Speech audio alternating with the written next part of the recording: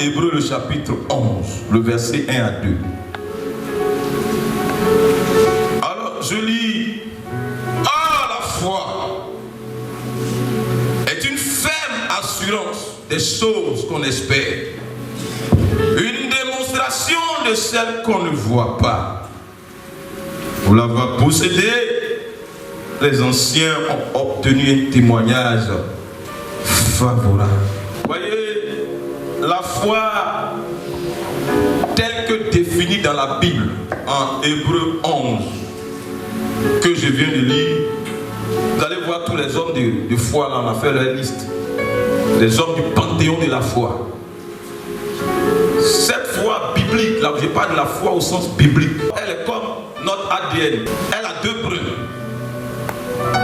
Mais malheureusement, de nos jours, le constat est que soit la foi est amputée du premier brin, soit la foi est amputée du second brin. Alors vous allez me demander quel est le premier brin de la foi, quel est le second brin de la foi. Alors pourquoi la Bible ne dit-elle pas la foi est la ferme assurance, mais une ferme assurance des choses qu'on espère. La Bible aurait pu dire que la foi c'est la ferme assurance, c'est pas ça. Mais pourquoi elle dit c'est une ferme assurance? Première question. Deuxième question, pourquoi la Bible ne dit-elle pas que la foi est une démonstration? Elle a démonstration, mais plutôt une démonstration. Parce que les articles définis et indéfinis, ça change. Alors je commence par la première question avec la réponse. La réponse est que la Bible dit que la foi est une ferme assurance et non pas la ferme assurance. Parce que chacun d'entre nous, ici présent, comme nous sommes, chacun d'entre nous a sa façon de démontrer sa fermeté dans son assurance. Chacun d'entre nous a sa façon de démontrer sa fermeté dans son assurance. Le plus important, c'est que ce soit véritablement une assurance ferme. Le reste, c'est une affaire de comment chacun le manifeste, soit extérieurement, soit intérieurement. Le reste, c'est une affaire d'enrobage. Pourquoi? Parce que les gens peuvent traduire leur assurance par un calme olympien. D'autres peuvent traduire leur assurance par une excitation hollywoodienne. Peu importe. Dans tous les cas, l'assurance doit être au rendez-vous. Je disais que les gens peuvent démontrer leur assurance là, par un calme olympien. Vous allez en Allemagne, quand tu commences à prêcher, sur 1 heure de temps que tu prêches, tu ne vas entendre personne crier Amen. Personne. Non. Un calme olympien. Mais il ne faut pas penser que ce que tu es en train de dire n'écoute pas. Hein, parce que quand on va mettre la main finale, tu vas mettre le point final, tu entends, si le message il est bon. C'est pour ça que la Bible dit une ferme assurance. Chacun d'entre nous a sa façon de démontrer son assurance. Il y a des gens naturellement, comme nous, à sang chaud, d'autres à sang froid. On est différents. Hein? Et il ne faut pas obliger quelqu'un à être ce que toi tu veux qu'il soit. Vous n'allez pas vous entendre. Hein? C'est Dieu qui l'a créé comme ça. Il faut le prendre comme ça. Chacun d'entre nous est né avec son caractère, son tempérament. On est né différents. On est né différents. Pourquoi la Bible ne dit pas la démonstration, mais une démonstration? Parce que Dieu a un nombre illimité de façons de nous exaucer, de façon d'aboutir au même résultat, d'accomplir sa volonté dans la vie de l'homme. Dieu a une multitude de manières de faire. À la fin, là, ce que lui il a prévu, là, ça va se réaliser. Ça connaissait il est Dieu. Ce n'est pas parce que pour toi c'est passé comme ça que pour moi c'est passera comme ça. Hein. Non, pour toi tu peux m'inspirer, mais Dieu n'a pas obligation de faire comme il a fait avec toi. Quand il a dit à Joseph, il a montré en vision qu'il sera élevé au milieu de ses frères. Vous avez vu tous les déboires, mais il a dit ce qu'il a dit. Si c'est vraiment Dieu qui t'a parlé, ça va sauter, ça va tomber, ça va. À la fin, dès qu'il t'a annoncé, ça arrivera. Laisse le diable t'agiter. Dieu n'est pas programmable. Et Dieu ne veut pas qu'on le programme. Si tu penses que Dieu fera comme ça, tu es sûr, c'est que toi tu contrôles Dieu. Il ne va pas le faire. Dieu, il a ce cycle-là de rendre les statistiques fâches. Au moment où on l'attend à l'Orient, il sort à l'Occident. Au moment où on met tout en œuvre pour qu'il sorte à l'Occident, il sort à l'Orient. Au moment où on pense qu'on t'a enterré, troisième jour, boum. Au moment où on pense que c'est fini, Jésus et ses histoires, c'est terminé, 11 guerriers sont lâchés. Dieu, on ne peut pas le programmer, personne ne peut étudier Dieu et dire que j'ai cerné Dieu. Impossible. Il y aura toujours plusieurs coudées de choses qui dépassent ton entendement. Amen. C'est pour cela qu'il est Dieu. Et si nous enlevons cette grandeur de Dieu, notre évangile, il est stérile. Je m'attends à Dieu de toutes les façons possibles. De toutes les façons possibles. Mais je sais que mon Rédempteur, il est vivant avec des hommes. Au milieu de sa souffrance, où son corps était décomposé, il est capable de dire, malgré ce que je vis, qui est tangible, palpable, je sais qu'il est vivant. Il se lèvera en dernier, d'une façon ou d'une autre. Un jour, il se lèvera pour moi. C'est de ça que nous parlons. Ceux qui pensent être plus intelligents que Dieu, vous êtes dans l'erreur. Il a posé la question à Ézéchiel. Est-ce que ces ossements desséchés là peuvent revivre? Quand il regarde. Il y a des choses auxquelles il ne faut pas donner de réponse. Il dit, toi seul le sais. Il a pouvoir sur toutes ces. On a enlevé à Dieu sa puissance dans nos églises.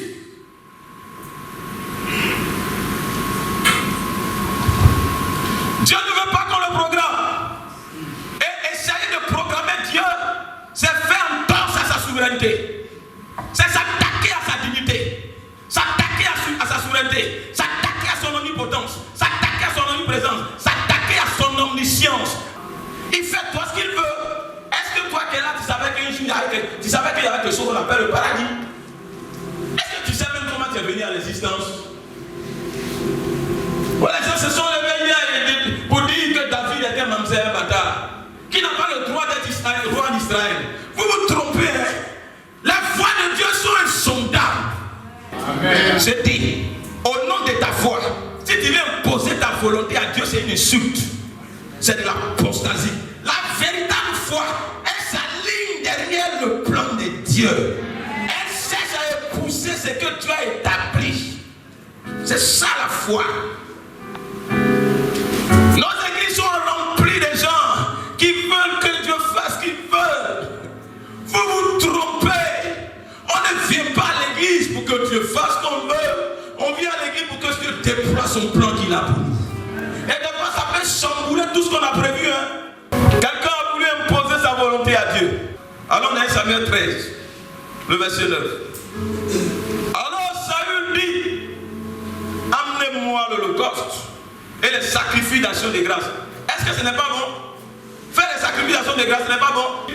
Il offrit l'holocauste. Et comme il achevait d'offrir l'holocauste, voici Samuel arriva. Et Saül sortit au devant de lui pour le saluer. Il dit, qu'as-tu fait? C'est Samuel qui parle. Saül répondit, lorsque j'ai vu que le peuple se dispersait loin de moi, que tu n'arrivais pas au terme fixé et que les Philistins étaient assemblés à Michmash, je me suis dit, les Philistins vont descendre contre moi à Gilgal. Et je n'ai pas imploré l'Éternel. C'est alors, écoutez les Scriptures, c'est alors que je me suis fait violence et que j'ai offert l'holocauste. Ah, donc tu savais que ce que tu étais en train de faire, c'est pas bon.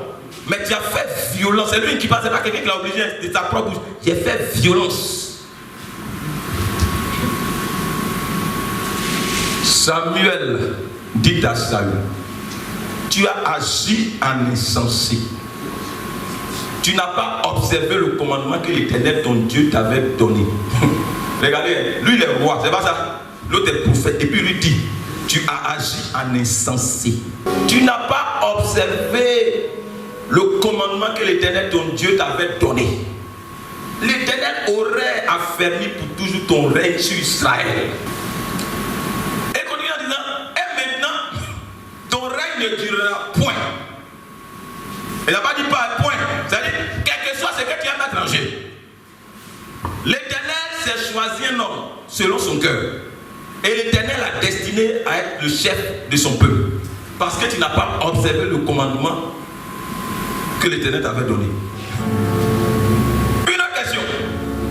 Quand la Bible dit que la foi est une ferme assurance des choses qu'on espère, je me suis posé beaucoup de questions. Ferme assurance des choses qu'on espère. Quelle chose? C'est pas ça? Quelle chose? Espérer en quelle chose? Alors, laissez-moi vous répondre et vous dire, et ça là, écoutez bien ce qu'elle vous dit là. Il s'agit, tu es là ce matin, mais tu espères en quoi même? Ta foi, elle espère en quoi? La foi que tu dis que tu as là, ça espère en quoi? Je viens vous dire que les choses qu'on espère là, il s'agit des choses qui s'inscrivent dans notre domaine de définition existentielle. C'est-à-dire qu'en te créant là, il y a un certain nombre de choses avec lesquelles Dieu t'a créé, qui n'ont pas encore vu le jour, mais qui sont appelées à voir le jour. Ça n'existe pas physiquement, mais spirituellement ça existe. Est-ce que tu me perçois bien?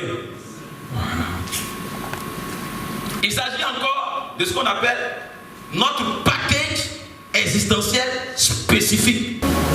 Quand tu es en train de manifester une foi en quelque chose qui ne s'inscrit pas dans ton domaine de définition existentielle, dans le package avec lequel tu es né, tu sais comment on appelle ça? On appelle ça l'obstination, la convoitise, l'autoséduction. Je pousse encore plus loin, des élucubrations. Ça veut dire que tu as des hallucinations. Qui t'a fait promesse de quoi? C'est se fourvoyer. Tu t'abuses de toi-même. Ça veut dire que la foi au sens biblique là, elle s'attend se voit se réaliser ce que Dieu a prévu pour toi. Comment ce que Dieu n'a pas prévu pour toi, c'est ce que tu veux que Dieu fasse. Alors la foi sous l'angle de la ferme assurance, tu espères quelque chose, non? Cette foi là, elle repose sur une promesse de Dieu. Ah, on a qu'à s'entendre, hein?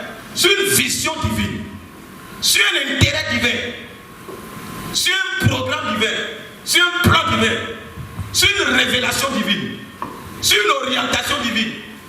Autrement, si ce n'est pas cette chose-là, tu vas moissonner la désillusion, la déception, l'humiliation, la honte, la confusion.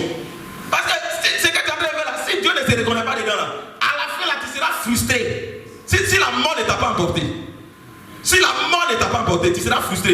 Je vous l'avais dit, beaucoup de frustrations que vous voyez dans l'affaire de Dieu, là, des gens, les chrétiens, ils se sont engagés dans les choses dans lesquelles Dieu n'était pas.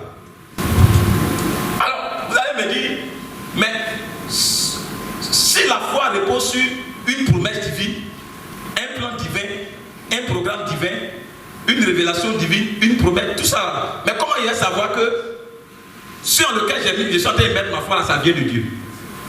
Alors la réponse est que Dieu peut nous le dire de plusieurs façons. Il peut nous le dire, il peut nous le montrer, il peut nous le faire ressentir, il peut nous le révéler, il peut nous le faire voir, il peut nous le présenter, il peut même nous mettre dans la situation, même en face de la situation. Ouais, il y a des situations, tout ça j'ai expliqué devant. Il y a des situations là, ce n'est même pas Dieu qui te dit de passer à l'action, tu sais que c'est tel acte que tu vas poser. Alors, tout cela nous amène à arriver à la conclusion que la foi est un sens. Un sens. Combien de sens nous avons? Lesquels? L'odorat? Oui.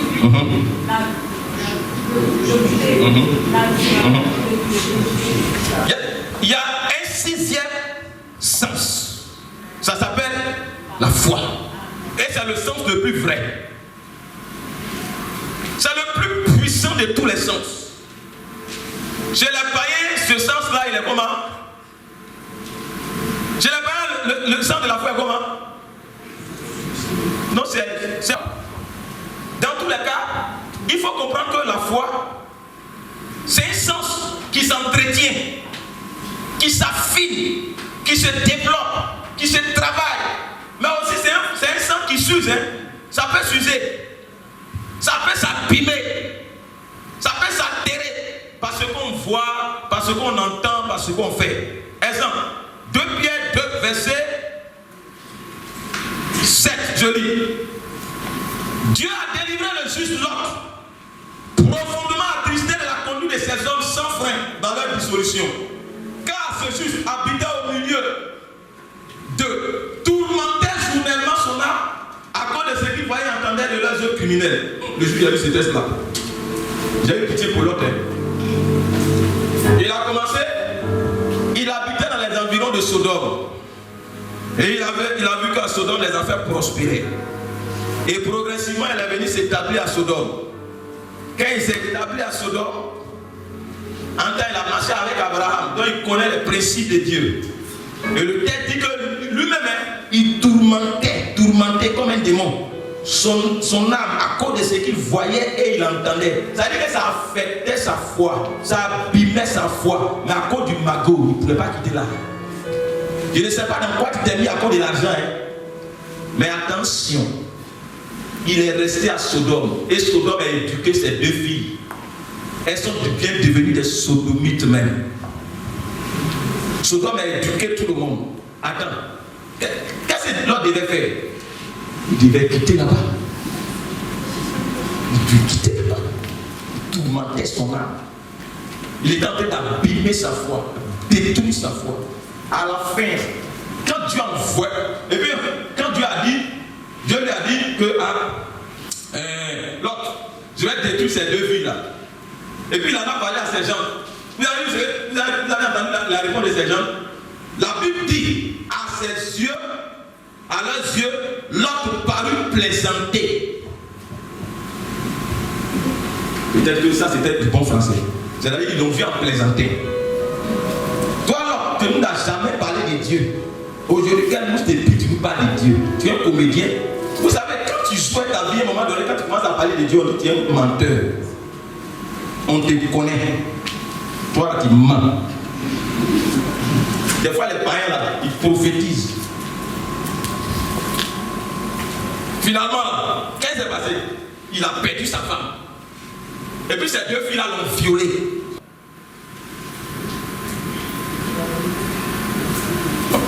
Si ce n'est pas la vérité aussi, c'est pas grave. Mais chacun va faire son expérience. Je continue. Je le dis encore, notre foi peut se bonifier. Notre foi peut se perfectionner. Mais notre foi aussi peut s'abîmer, s'altérer, s'user. Et même s'infecter. Et le plus grand niveau, c'est que notre foi peut se désensibiliser. Quand ta foi est altérée, là, tu deviens insensible à la voix de Dieu. Quand Dieu t'interpelle, même tu ne comprends rien. Tu es comme un drogué. Tu es d'un autre monde, comme un fou. Quand ta foi est altérée, là, tu te fabriques un monde illusoire. Tu deviens insensible aux interpellations de Dieu. À tout, tu n'entends plus rien. C'est comme une jeune femme amoureuse. Tout ce que ses parents disent là, on bâche.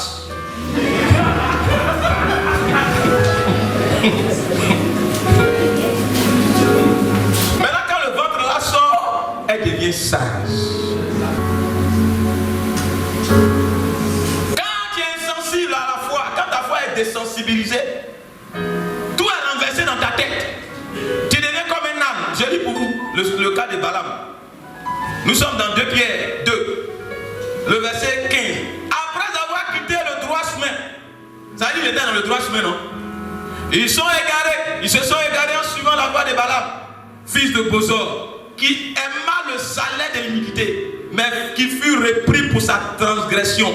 Une ânesse muette faisant entendre une voix d'homme arrêta la démence du prophète. Démence, c'est cette folie. Balaam est devenu fou. Et qui lui prophétise la parole de Dieu, c'est un âne. C'est un âne. Balaam veut passer.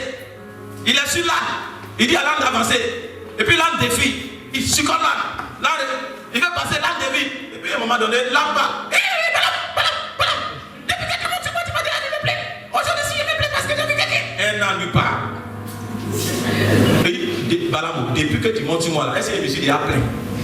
Mais si tu vois qu'aujourd'hui il passe à côté, c'est pas il y a un danger. Il dit d'abord, Dieu ouvre ses yeux et puis voit un ange armé d'épée.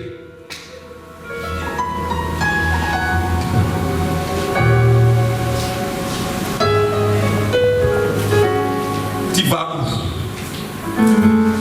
Tu vas où? Ils se sont égarés. Ces gens sont des fontaines sans eau, des nuées que chasse un tourbillon. Tout ce que vous allez faire contre le plan de Dieu, contre la volonté de Dieu, en bravant Dieu et son regard de majesté, sachez que ça va se solder à coup sûr par une désillusion ou un jugement. Une dernière question concernant le second brin de la foi. La Bible dit que la foi c'est une démonstration des choses qu'on ne voit pas. Maintenant ma question c'est, qui fait se démontrer ce qu'on ne voit pas? Ça se démontre, non? Mais qui fait que ça se démontre? Qui fait ça? Qui fait ça? Alors laissez-moi vous dire que qui fait c'est qui? C'est Dieu et nous, hein? Si tu attends Dieu seul pour démontrer certaines choses, tu seras blasé. C'est Dieu et nous. C'est pour cela que Paul dit que nous sommes ouvriers avec Dieu. Dieu et nous. Et la Bible dit que Dieu est le rémunérateur de ceux qui le cherchent. Il est le consommateur de la foi. Mais il faut savoir que, comme Sarah, la femme d'Abraham, beaucoup de chrétiens peuvent, de par leur génie, de par leur ruse, se fabriquer ce brin pour voir les choses se réaliser. C'est-à-dire qu'eux-mêmes vont se fabriquer leur miracle, se fabriquer leur exaucement, et même venir en témoignage à l'église. Oh, le Seigneur m'a béni. Attention à beaucoup de témoignages.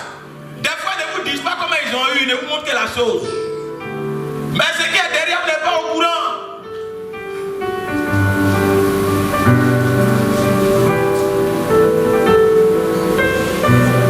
Quand tu t'es fabriqué toi-même ton miracle, tu t'es fabriqué le produit de ta foi. Ça, c'est en vérité que le produit de sa foi, de cette foi-là, aussi beau que cela soit d'apparence, c'est en fait quelque chose de frélaté. C'est quelque chose qui présente des aberrations à l'intérieur. Quelque chose qui ne donne pas gloire à Dieu. Et qui va te donner des soucis interminables. Sarah a proposé à son mari, Abraham, voici ma stratégie pour avoir un enfant. Elle a eu l'enfant, non? Ils ont eu l'enfant, non? Qu'est-ce que l'enfant a fait aujourd'hui? Toi-même, ton miracle, ça sera terreur pour toi. Le miracle que tu as fabriqué là, ça sera une terreur pour toi. Je t'annonce les oracles de Dieu. Mets-toi en colère. Mais je défends que ce que tu es en train de concevoir dans ton labo, ingénieusement, ça va t'exploser au visage. La Bible dit que l'heure vient. Et à la fin, nous n'allons pas de vrais adorateurs. Ceux qui adorent Dieu en esprit et en vérité. Sors de la ruse, sors de la fourberie, sors de la tromperie, sors de toutes ces voies et viens à la lumière de la vérité. Je suis désolé de dire la vérité, mais je ne sais que dire la vérité. Le mensonge est une bombe à retardement. La ruse est une bombe à retardement. Le faux est une bombe à retardement. Les stratégies de manipulation sont une bombe à retardement. Ce que tu fabriques dans les ténèbres, ne soyez jamais des cautions morales de ce que Dieu désapprouve. Vous en moissonnerez le jugement de Dieu. Je vous prête la vérité, comme si c'était ma dernière heure. Mais sortez de tout ce qui est ruse, manipulation. Vous pouvez manipuler les frères en Christ. Vous pouvez manipuler même les pasteurs. Mais vous n'arriverez jamais à manipuler Dieu.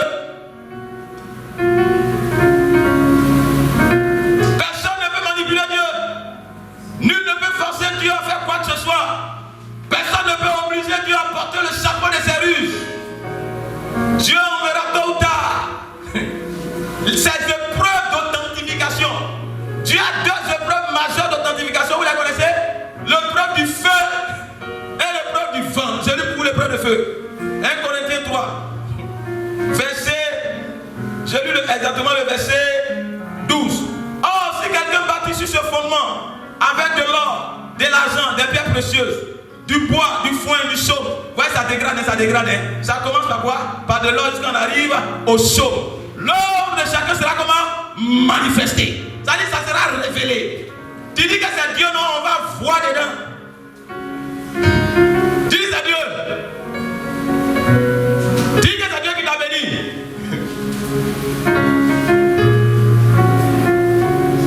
Car le jour la fera connaître. Parce qu'elle se révélera dans le feu. Et le feu éprouvera ce qu'est l'œuvre de chacun. Quand tu envoies le feu là, si ce n'est pas là, c'est brûlé. Si c'est l'argent, ça noircit. Il y a quoi encore? Si c'est les pierres précieuses, ça noircit aussi. Oh, le bois, ça brûle. Le foin, c'est un lambeau. Seul l'or reste. Et l'or, c'est le produit d'une foi authentique en Dieu. L'or, c'est ce que tu es en train de construire avec Dieu. L'or, c'est ce dans lequel tu es que Dieu approuve. L'or, c'est ce que Dieu t'a donné. C'est ça qui va rester. L'épreuve maintenant du vent. Matthieu 7, 24 à 27. C'est pourquoi quiconque entend ces paroles que je dis et les met en pratique sera semblable à un homme prudent qui a bâti sa maison sur le roc. Notre roc c'est qui? Jésus-Christ. N'ayez peur de personne si vous êtes en Christ. N'ayez peur de personne. La pluie est tombée, les torrents sont venus, les vents ont soufflé et se sont jetés contre cette maison. La maison c'est ta vie, la maison c'est ton ministère, la maison c'est ton foyer, la maison c'est ce que tu attends dans la patience avec Dieu, la maison c'est ce que tu es en train de construire avec Dieu. Mais elle n'est point tombée parce qu'elle était fondée sur le roc.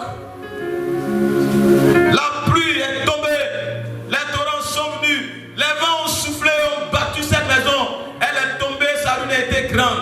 Quand ce n'est pas sur le roc, tout ce que tu es en train de faire dans lequel Dieu n'est pas, quand tu enverras ces deux épreuves, le vent de jugement, le vent de l'épreuve, le feu du jugement, le feu de l'épreuve, on va voir dedans.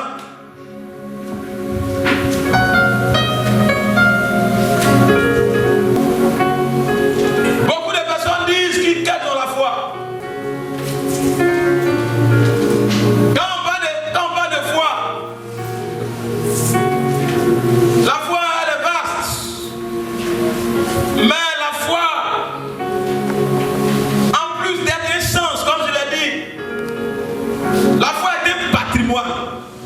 J'ai lu tout à l'heure, pour l'avoir possédé, c'est pas ça? Pour l'avoir possédé, la foi c'est quelque chose qu'on possède. La foi ce n'est pas quelque chose, la foi là, écoutez, la foi c'est pas quelque chose, c'est pas un prêt, c'est pas quelque chose qu'on a emprunté, on le possède, c'est un acquis. Nous là, nous sommes un peu acquis. On n'est pas venu en Jésus pour s'essayer, hein. On est dedans jusqu'à on va finir au ciel, alors on continue au ciel. Donc on n'est pas venu s'essayer dans la foi. Hein. La foi c'est un patrimoine. Tu as acquis ça pour l'avoir possédé. On possède ça. Ça c'est ton bien. Donc la foi a plus d'être un sens, d'être un patrimoine, ça ne s'arrête pas là. Il y a un autre élément très important. La foi est une sémence. Une sémence en nous qui produit ses fruits, au rang desquels le zèle éclairé productif. La foi authentique, elle produit un zèle éclairé et productif.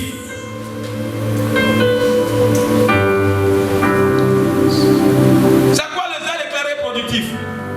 Le zèle, c'est notre expression, c'est l'expression de notre sensibilité et de notre passion pour Dieu et pour l'accomplissement des desseins de Dieu avec empressement. C'est ça l'homme zélé. C'est-à-dire que tu es pressé, tu es engagé, tu es passionné pour Dieu et tu es passionné, engagé pour les choses de Dieu. C'est ça un homme zélé. Il y en a combien de nos jours dans nos assemblées?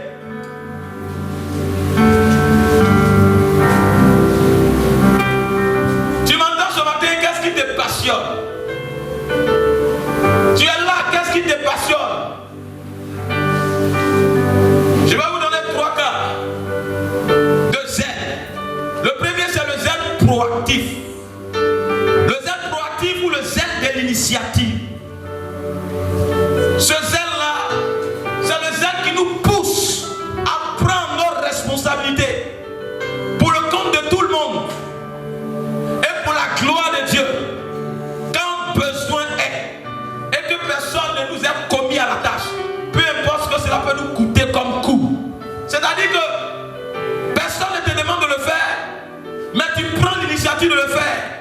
Parce que tu es convaincu au fond de toi que c'est ce qu'il y a de juste à faire. On appelle ça un zèle proactif.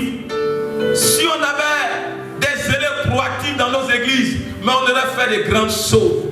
Malheureusement, mon constat est que les zèles proactifs sont beaucoup chez l'église catholique, beaucoup même dans le monde animiste, beaucoup dans les autres croyances, beaucoup chez les musulmans. Le zèle proactif, cette capacité de prendre des initiatives qui donnent gloire à Dieu.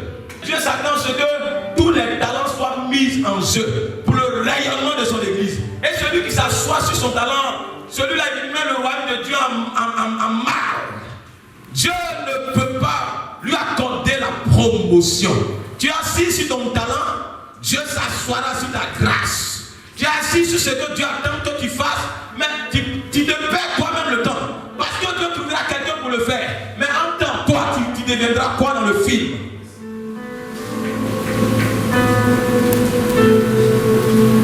Le zèle comment? Proactif. Une seule personne se lève et puis elle dit, c'est ça qu'on doit faire. C'est ça qu'on doit faire, et puis elle le fait.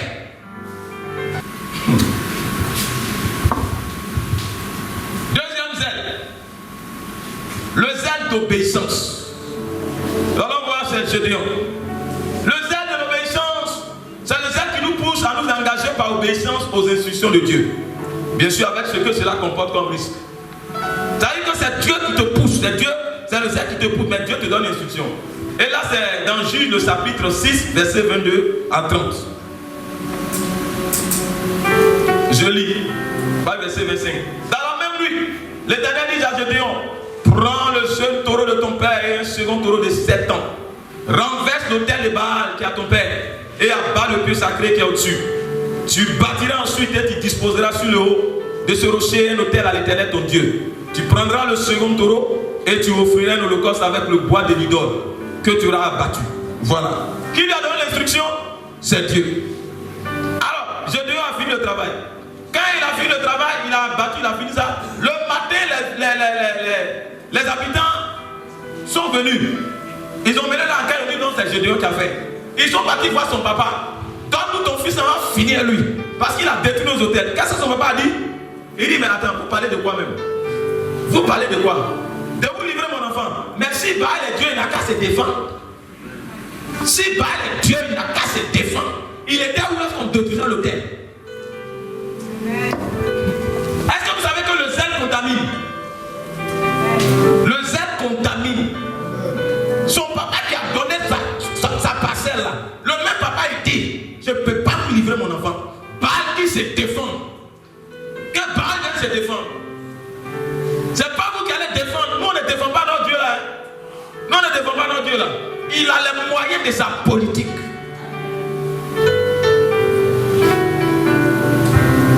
Dieu soit glorifié.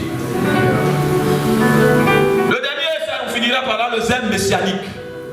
Ou le zèle sacrificiel. Oh, ça c'est un haut niveau des zèles. Ou encore le zèle suicidaire. Le zèle du kamikaze. Ah, ce niveau-là, c'est ça qui me passionne. Il y a un moment, c'est toi-même qui te décides d'aller faire. C'est pas mauvais. Il y a un moment, c'est Dieu qui te demande d'aller faire. Mais il y a un moment, c'est que Dieu te demande de faire la mort dedans. Il y a mort d'homme.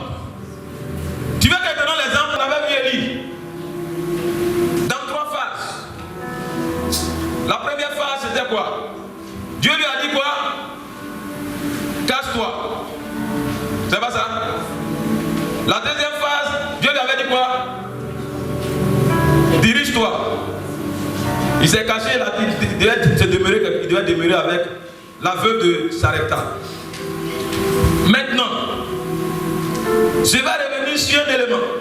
Le verset 22, 1 Roi 17. Puis Élie invoqua l'Éternel et dit, Éternel mon Dieu, est-ce que tu affligerais au point de faire mourir son fils, même cette veuve, ce qui j'ai été reçu comme un autre? Élie est arrivé chez une veuve à Sarepta. Il lui a demandé à manger. La femme a obéi, il y a eu miracle. Juste après le miracle, l'enfant de cette femme meurt.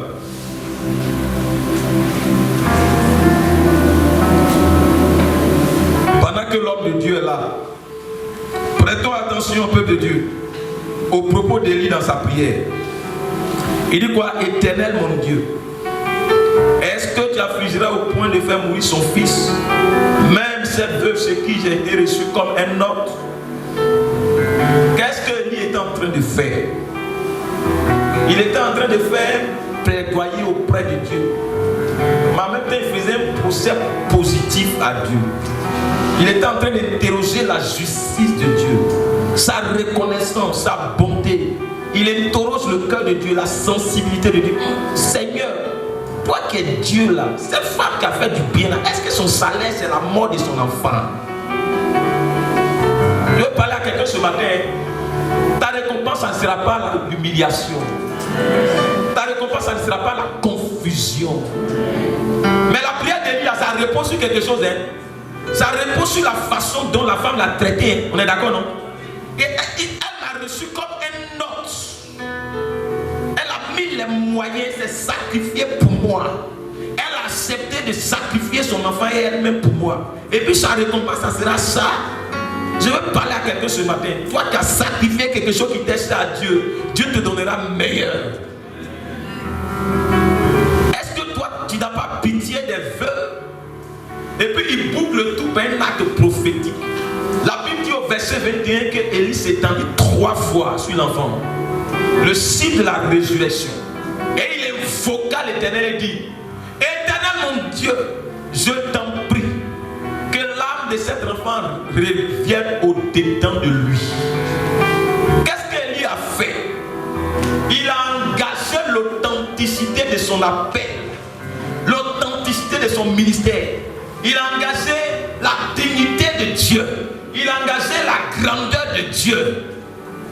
Tout en suppliant Dieu, il met Dieu à l'épreuve face aux enjeux de sa dignité. Il dit: toi Dieu, je ne peux pas, moi Élie, rentrer ici sur ta parole. C'est toi qui m'as envoyé dans cette maison. Et puis je rentre, je mange et puis je sors à un funérail comme action de grâce. Ça ne ressemble pas au Dieu d'Israël. Beaucoup de gens veulent que Dieu se manifeste dans leur vie, mais ils ne sont pas prêts à obéir à Dieu. Le niveau de démonstration de la gloire de Dieu de ta vie dépendra de ton niveau d'obéissance. Élie fait savoir à Dieu qu'il n'a aucun autre Dieu. Et que s'il y a honte, c'est lui Dieu qui en endossera la responsabilité. C'est au nom de Dieu qu'il est venu. Et que s'il y a désillusion, s'il y a confusion, ce sera à Dieu. Et s'il y a quelque chose que Dieu n'aime pas, c'est à la honte. Dieu n'aime pas avoir honte. Dieu n'aime pas avoir honte. Et il faut pouvoir réunir les preuves qu'effectivement c'est la dignité de Dieu qui est en jeu. Parce que si tu es parti chercher la femme de quelqu'un, Dieu n'est pas concerné par ça. Dieu n'aime pas avoir honte. Regardez, il va dans la maison de la femme, il mange, la femme le reçoit bien, et puis l'enfant meurt, n'est-ce pas? Mais en temps, il doit comparer plus tard devant Akab. Si Dieu n'a pas pu faire quelque chose ici, là, comment lui avoir le courage de sortir? Je suis en train de parler à quelqu'un. Dieu est en train de construire ton témoignage. Dieu est en train de construire ta foi. Il y a des grandes épreuves qui arrivent. Appuie-toi sur ce que tu es en train de faire maintenant. Et Dieu fera encore de grandes choses avec toi. Pourquoi? Parce que si Élie échouait là, si Dieu échouait sur ce terrain-là, s'il n'y a pas de résurrection, mais avec quelle force il va aller braver Akab?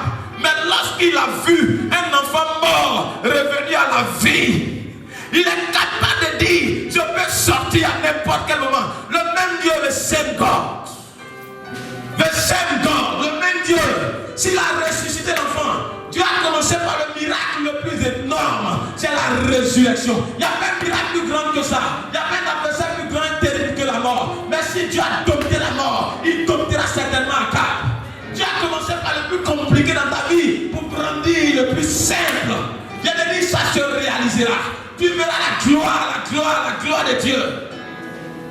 Vous savez, quand Dieu t'appelle à faire de grandes choses, il compose